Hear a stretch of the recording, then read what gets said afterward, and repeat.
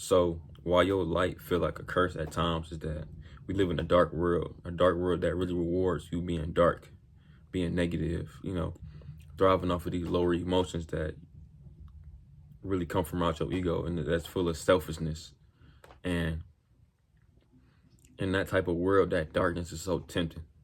Like it tempts you to want to do wrong and to be selfish and be pleasure, like live off your pleasure senses. And with doing that, you realize how much, you know, darkness that you feel and that you just exist in. You got to think about it on another level like this, that people, they live in darkness. They live in a nightmarish life. Like, people aren't living happy. They're not happy. They're in a state of suffering more times often than not. Not saying they don't experience happiness, but more times often than not, they just in a negative state. They live in and perpetuating these cycles that's not good for them. And when you become a light, you have to constantly walk like this. You have to be around people that's full of darkness. And sometimes with you being that light, that representative of the light, you are some of these people only hopes. They live through you, right? So you inspire these people to try to take a chance to improve their life.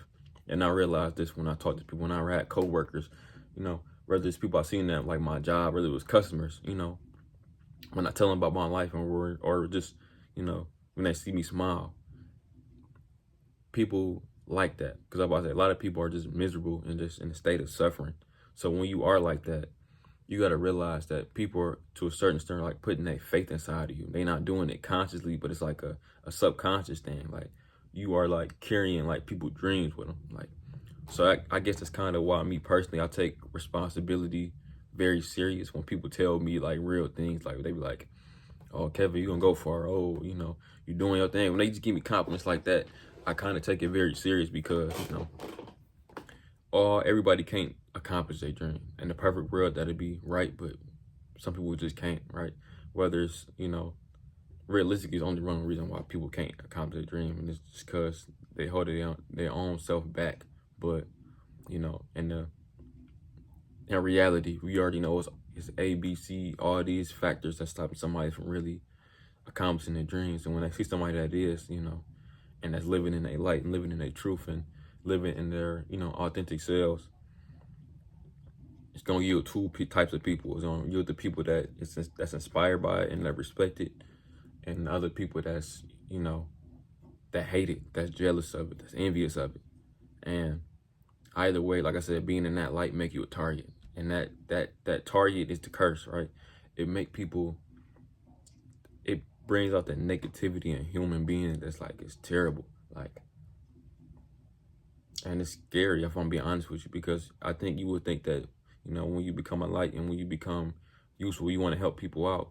You want to bring the best out of humanity and bring the best out of yourself and the people around you. You think people want to support that, but they don't. They start to get into their ego, and they start to even look at you like you competition. They start to look at you like, damn, like, who do you think you are? And that's the thing, right? When you are that light, and when you are, the thing about it is this: being that light is the blessing and the curse, right?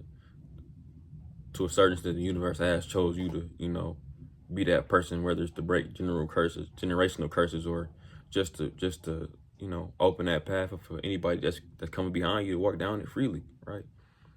In a certain extent, you got to be the sacrificial lamb. You got to be the person that sacrificed, so the others around you can prosper, right? And I know some people gonna make it seem like that's not their responsibility, and to a certain extent, it's fair to even have that type of position on it. But to a certain extent, just me personally as an individual, I don't, I'm conflicted. I feel like it's both ways. I feel like you do have a responsibility, and at the same time, you can't make other people follow behind you. And it's not your responsibility because other people had their own life.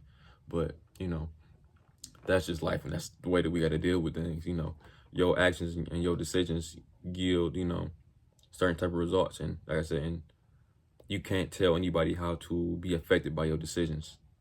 So, yeah, the reason why your light feel like a curse is that, it's almost like it make you a target. It make you a target towards all the people that are not in the healing space, and they are like, they dwell in negativity. They prosper off of negativity. Now, if I'm being honest, I don't think it's necessarily bad that you thrive off of negativity. And I think this in the sense of the people that learn to be transformed by it, right? We all go through shit.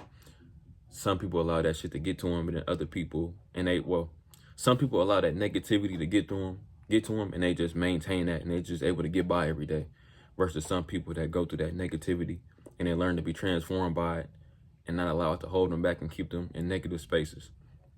And if I'm being honest, you should be that person that should be transformed by that negativity and that pain and that suffering. Don't allow it to ever kind of trap you, and you just gotta accept it and deal with it, walking through your day-to-day life. So, yeah, just respect that light. Respect that light. Just walk in it, accept your truth within it, and just stay strong. It's not going to be an easy path. It's not an easy path for nobody.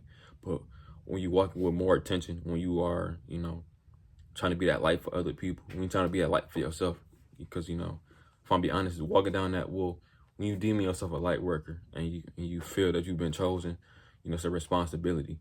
And it's going to pull a lot of more conscious effort out of you, a lot of more conscious intent out of you to do right by yourself. Well, do right by others, but more importantly, by yourself, right? Me, for example, I have to realize I can't really think about the things I'm doing because if I'm being honest, I wasn't raised this way. I wasn't raised to do more than what I thought I could be. So a lot of my expectations and what I'm supposed to grow up and grow into, I have no idea how to be that. So ultimately, even though I'm this light, I'm still walking with faith, and I'm trying to walk into this character that's not fully loaded yet and not fully, developed. And with living like that and thinking like that, there's a lot of negativity. And let's say I got this light in me, right? And I'm trying to stay lit up, and all this negativity around me.